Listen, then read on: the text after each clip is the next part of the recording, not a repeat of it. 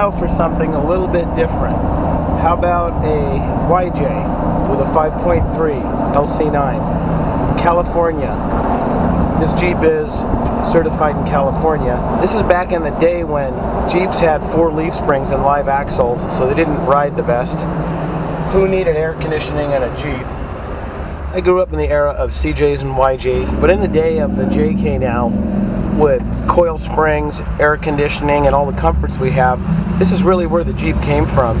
These Jeeps make excellent candidates for an engine swap.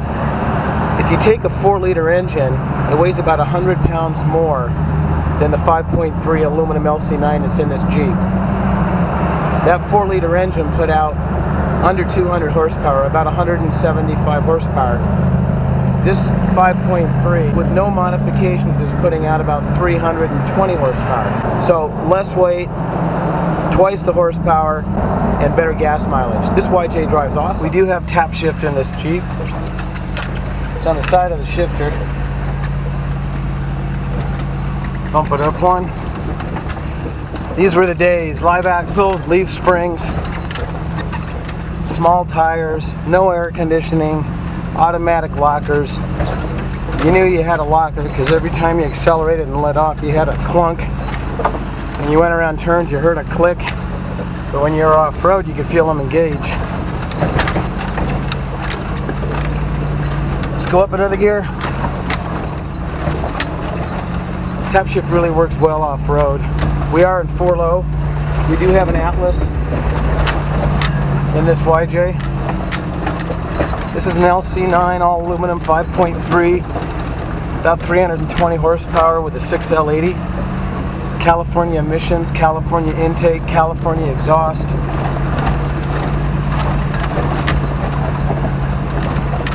I like these old YJs, CJs, and I like the old Toyota Gen 1 pickups, solid axle pickups.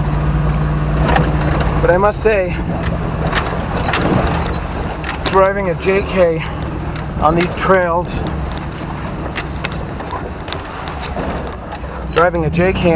is a lot more comfortable.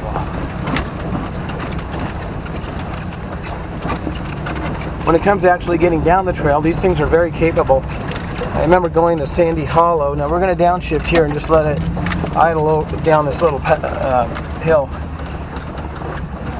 Remember going to Sandy Hollow with a YJ we built for 4-wheel drive magazine. And we went out with some JKs. And these JKs were really having to throttle it to get up some of the sand dunes. I had 37s on that YJ. It was so light. It was about 3,000 pounds. Even without airing down those 37s, I just idled right up those sand dunes. And I was going over the rocks where the JKs were going over the rocks too, but with a lot more drama.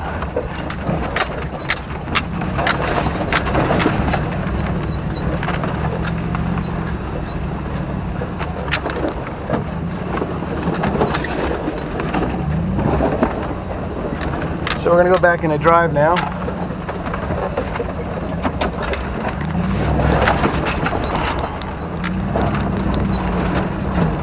You can see you can get pretty good speed up comfortably. We're just over 1,000 RPM in 4-low and drive with a 6-speed. With that 0.6 overdrive, it's got some long legs. Now I will switch into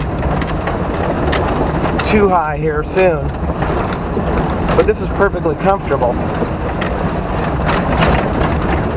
One of the things about the LS is it's very versatile. The fact that it's relatively compact, light, and is available in so many variations, right up through the 500 horsepower crate motors, means you can install it in virtually any chassis. I've got an LS in my Toyota.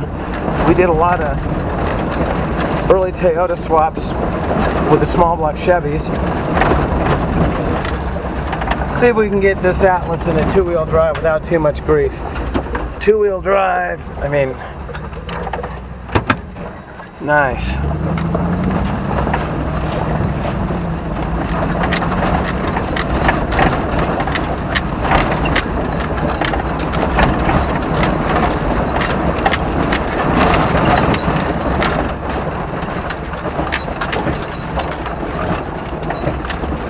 Alright, so the YJ is not the best riding Jeep.